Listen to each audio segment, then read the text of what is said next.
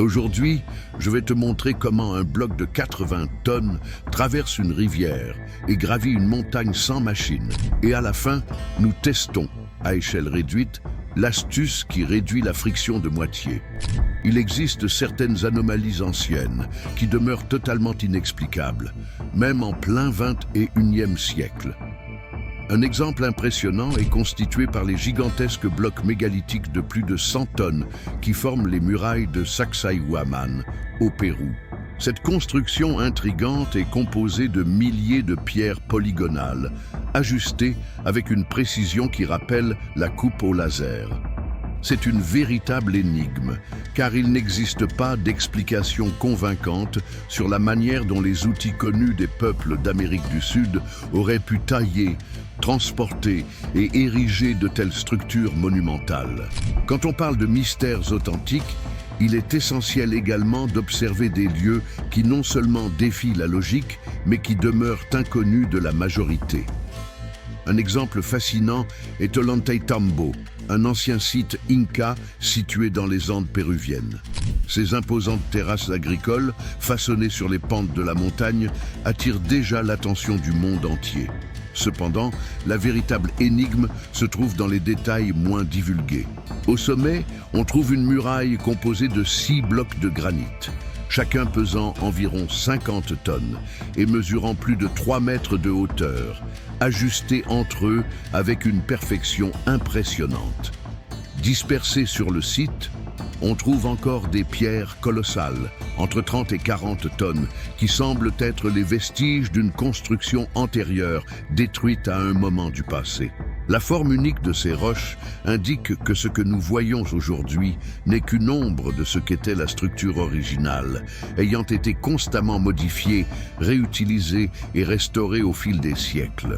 Et ces blocs de 50 tonnes ne sont même pas les plus grands du site. Il existe là une pierre de granit encore plus colossale, pesant environ 80 tonnes. Sa taille est si démesurée qu'il est difficile de la photographier en entier, car elle est partiellement recouverte par une autre roche, tout aussi massive. La zone alentour est isolée, et les visiteurs ne peuvent pas franchir les barrières. Mais les dimensions de ce monolithe peuvent être mieux perçues à partir de photos prises sous différents angles. Bien que les mesures exactes ne soient pas connues, on estime qu'elle mesure entre 6 et 9 mètres de longueur, étant une pièce unique de pierre, un véritable géant. Et il existe un indice que presque personne ne mentionne. Plusieurs pierres fatiguées reposent encore sur le chemin entre la carrière et le sommet, blocs partiellement taillés, laissés comme si l'ouvrage avait été interrompu dans un instant figé du temps. À Ollantaytambo, de nombreux chercheurs indiquent des carrières situées sur le versant opposé de la vallée, d'où l'on extrayait une roche rougeâtre bien plus dure et stable que la roche volcanique locale. Le trajet montre d'anciens talus, des tronçons pavés et des plateformes de repos qui suggèrent un transport segmenté. On avançait par étapes courtes, on consolidait le terrain, on repositionnait rouleaux ou traîneaux, et seulement alors le bloc reprenait sa route. Ce détail nous mène à l'un des plus grands mystères. Comment les civilisations anciennes ont-elles réussi à transporter des blocs aussi lourds jusqu'au sommet d'une montagne? La question devient encore plus intrigante lorsqu'on découvre l'origine de ces granites. Ils furent extraits d'une carrière située sur un pic rocheux qui s'élève à environ 1,5 km au-dessus du niveau où les pierres se trouvent aujourd'hui et à plus de 3,5 km en ligne droite de distance. En d'autres termes, ces pierres durent être extraites d'un point reculé, transportées en descendant et remontant des pentes abruptes jusqu'à atteindre la position qu'elles occupent encore aujourd'hui. Cela aide à répondre à la question: pourquoi aller si loin? Résistance, faible porosité, durabilité et même couleur symbolique. Les granites et porphyres denses souffrent moins d'éclats et de dilatation thermique en altitude. Polis, ils acquièrent un éclat vitreux, et la teinte rosée rougeâtre possède une forte valeur rituelle andine. Dans des ouvrages confrontés aux tremblements de terre, Le choix d'un matériau qui travaille, mieux sous compression, a pu être un avantage aussi important que l'esthétique.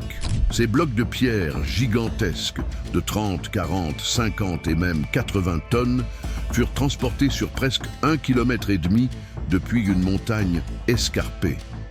Après cela, ils traversèrent une rivière, précisément là où l'on voit cette ligne d'arbres abattue au pied de la montagne. C'est de cette rivière que ces pierres colossales furent, d'une manière ou d'une autre, sorties et transportées à travers la vallée. Ensuite, elles durent encore être hissées sur des centaines de mètres le long de la montagne, jusqu'à parvenir à l'endroit où elles se trouvent actuellement. La traversée du fleuve n'a probablement pas été faite contre la nature, mais avec la nature. En période de sécheresse, le débit baisse. Construire des bermes en pierre, des canaux de dérivation temporaire et des chemins de galets compactés créent des gués peu profonds et stables. Au lieu de tout miser sur une seule passerelle, la logistique a peut-être utilisé 2 fronts. Préparer le lit avec de l'enrochement et de l'autre côté, ériger des rampes en terre battue, permettant aux blocs de traverser en 1 ou 2 jours, lorsque le niveau était idéal. Peu de récits divulguent ces détails avec précision. C'est la première fois que vous entendez ces détails impressionnants. Car même si quelqu'un disait que les pierres auraient pu être simplement poussées depuis la carrière et dévaler la montagne, ce scénario reste improbable. En effet, en tombant d'une hauteur considérable, des roches de cette taille se briseraient ou se fragmenteraient très probablement. Les preuves disponibles ne soutiennent pas cette hypothèse. Rien que pousser une pierre de cette taille pour la faire chuter serait déjà un immense défi. En terrain incliné, le secret n'est pas la force brute, c'est le contrôle du frottement. Sur des traîneaux en bois glissant sur de la terre battue humidifiée ou de l'argile avec de l'eau, le coefficient de frottement chute radicalement. Avec des rouleaux courts relayés à l'avant, il diminue encore davantage. Des amarres multiples répartissent la charge, et des éventails de cordes à l'avant du bloc permettent des micro-corrections millimétriques. Ce qui tue, ce n'est pas le poids en soi, mais le choc. Des freins en pierre et des cales, tous les 2 ou 3 mètres, évitent des accélérations dangereuses. Mais allons plus loin. Ce qui m'intrigue vraiment, c'est comment ces pierres de 50 et même 80 tonnes ont-elles été déplacées à travers un fleuve, puis tirées en montée sur plusieurs centaines de mètres? Pour bien comprendre ce que cela signifie, il est essentiel de mettre ce poids en perspective. En termes pratiques, un traîneau à large base peut répartir le poids de manière à ne pas s'enfoncer dans le sol. Sur des rampes à pente modérée, de 5 à 8%, des centaines de personnes, coordonnées par des chants rythmiques, peuvent exercer une traction continue pendant des heures, ce qui serait impossible sur une rampe courte et raide. L'ouvrage cesse alors d'être un exploit impossible pour devenir un projet de gestion des risques, du temps et du terrain. Nous parlons ici de 80 tonnes métriques, c'est-à-dire 80 000 kilos. En d'autres termes, une seule de ces pierres pèse presque le double de l'avion commercial le plus courant au monde. Elle pèse presque 2 fois le poids à vide d'un Boeing 737, que presque tout le monde a déjà vu ou dont il a entendu parler. Mais comparons cela à quelque chose d'encore plus frappant. Prenons, par exemple, le char de combat M1A2 Abrams. La version la plus récente de ce blindé militaire est encore plus lourde que les précédentes et atteint la masse incroyable de 73 tonnes. Ce monstre écrase littéralement tout sur son passage, comme s'il s'agissait de papier. Et, pour contextualiser, l'image la plus courante qu'on voit de ce tank correspond au moment où il ne pesait que 60 tonnes, c'est-à-dire les 3/4 du poids d'une pierre de 80 tonnes. Et maintenant, pour un exemple plus quotidien, pensez à l'une des voitures les plus populaires actuellement, la Toyota Camry. C'est une berline de taille moyenne, très utilisée comme voiture familiale, et elle pèse environ 1500 kilos. Imaginez donc empiler environ 53 Camry, et vous aurez une idée approximative du poids d'une seule de ces pierres. Nous parlons ici d'une pierre qui pèse 80 tonnes. Soit environ 176 000 livres, ou l'équivalent de légèrement plus de 53 voitures de 1500 kilos. Et Étonnamment, la surface totale de cet immense rocher n'est même pas tant de fois supérieure à celle d'une voiture moyenne. Cette simple comparaison révèle déjà à quel point le granit peut être incroyablement dense et lourd. En effet, sa densité est si extraordinaire qu'il est difficile pour l'esprit humain de la concevoir pleinement. À l'œil nu, on peut voir des marques de percussion et de piquetage, des milliers de coups portés avec des percuteurs, galets plus durs, qui granulent la surface. Ensuite, le travail de finition, abrasion avec du sable et de l'eau, éliminant les micro-reliefs jusqu'à ce que deux faces s'emboîtent par simple contact. L'ajustement sans lame de couteau ne dépend pas d'une découpe métallique avancée, mais de persévérance, d'abrasif et d'une géométrie intelligente. Et cela aussi est impressionnant. Avec cela en tête, une question inévitable surgit.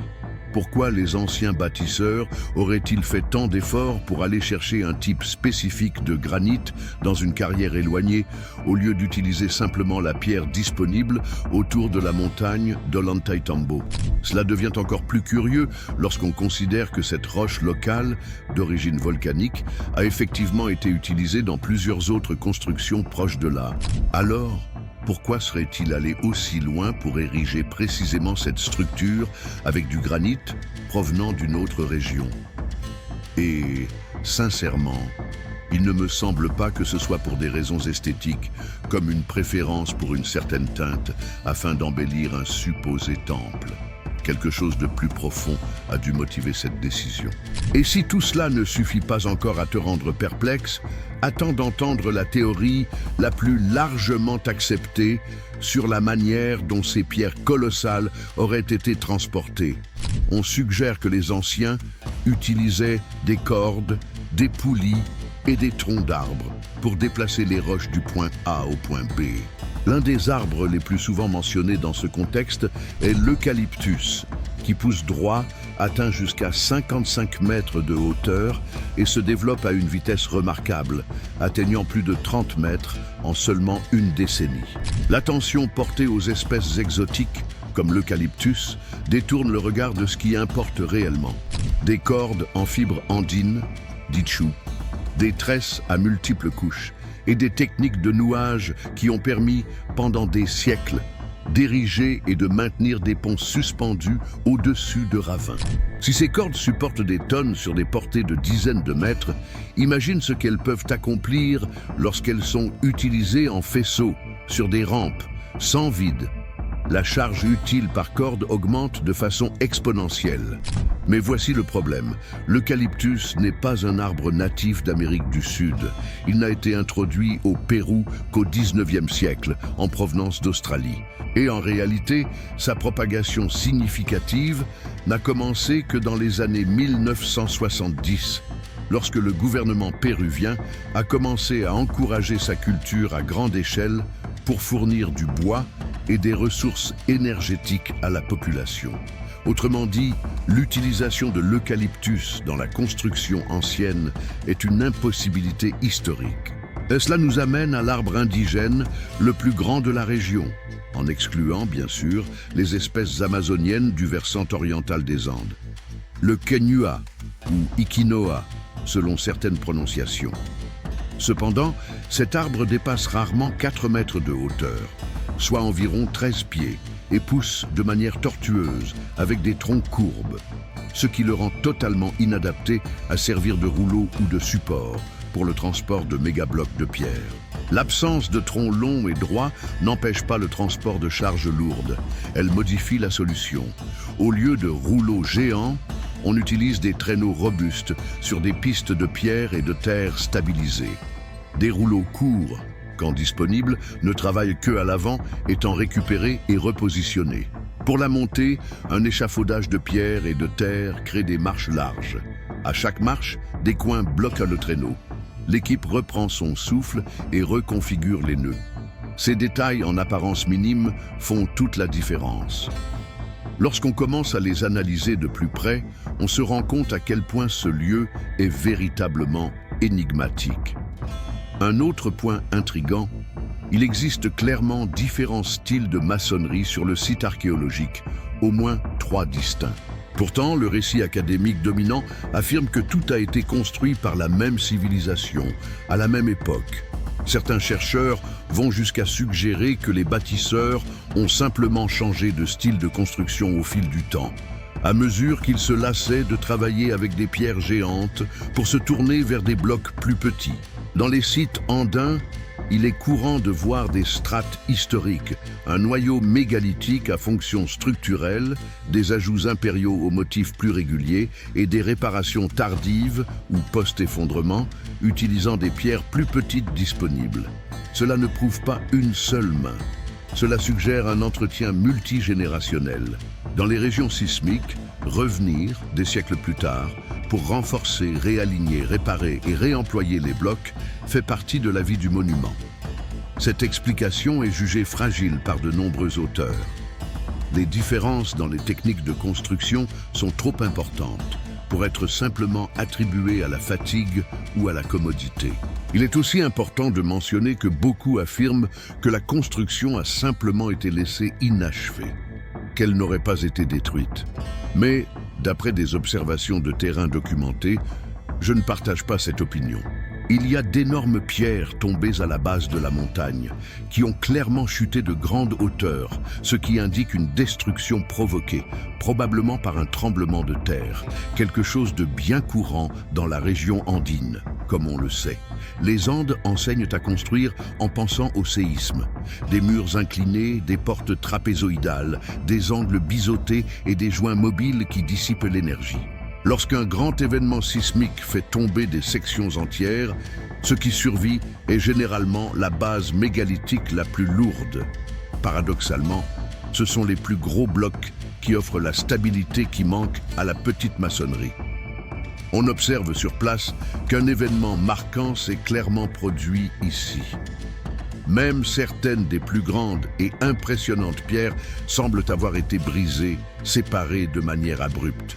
Ce qui est curieux, c'est à quel point elles sont réparties de façon aléatoire. Et en plus de cela, pensez aux pierres colossales que nous voyons aujourd'hui entourées de blocs plus petits, grossièrement emboîtés, manifestement ajoutés plus tard. Remarquez également comment certaines de ces grandes pièces de granit possèdent des formes extrêmement particulières et des découpes intentionnelles, avec des contours suggérant qu'elles avaient une fonction, peut-être comme base ou support pour d'autres structures aujourd'hui disparues. Certains affirment même que ces cavités ont été créées pour faciliter le transport, mais cela soulève une autre question. Pourquoi tant d'autres pierres ne présentent-elles pas ces mêmes caractéristiques?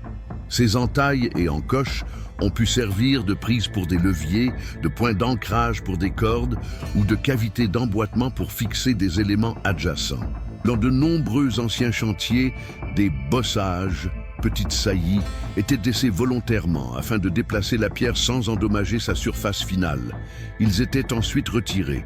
Dans un site remanié au fil des siècles, il est naturel de voir des blocs ayant des fonctions et des finitions différentes coexister côte à côte.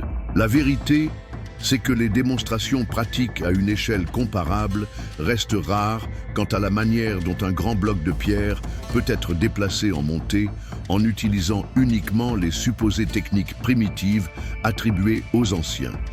Mais avant d'aborder cela, il existe un récit récurrent dans la littérature qui se connecte directement à ce point. Des essais modernes, au Pérou et ailleurs, ont déjà permis de déplacer des blocs de 10 à 30 tonnes à l'aide de traîneaux, de cordes en fibre, de rampes en terre battue et d'eau pour lubrifier. Le résultat est toujours le même. Meilleure est la préparation du sol, moindre est l'effort. Plus la rampe est longue et douce, plus le progrès est sûr. Multipliez cela par 2 ou 3 fois le poids et vous n'avez pas besoin de magie. Vous avez besoin de plus de temps, plus de personnes et plus de terrain. Dans le livre Les empreintes des dieux de Graham Hancock, il mentionne un épisode rapporté il y a environ 500 ans par Garcilaso de la Vega dans son œuvre Les commentaires royaux des Incas. De la Vega raconte une ancienne tentative de transporter un énorme bloc de pierre en montée pour restaurer une partie de la structure de Sacsayhuaman. Selon le récit, Environ 20 000 hommes ont participé à l'effort pour déplacer ce rocher sur plusieurs kilomètres. Mais la tentative s'est terminée en tragédie. La pierre a chuté, tuant environ 3 000 personnes. Il est clair que cela peut sembler être un récit légendaire. Peut-être que les chiffres ont été exagérés ou les détails déformés au fil du temps. Néanmoins, le simple fait qu'il ait été documenté montre qu'un événement catastrophique s'est effectivement produit.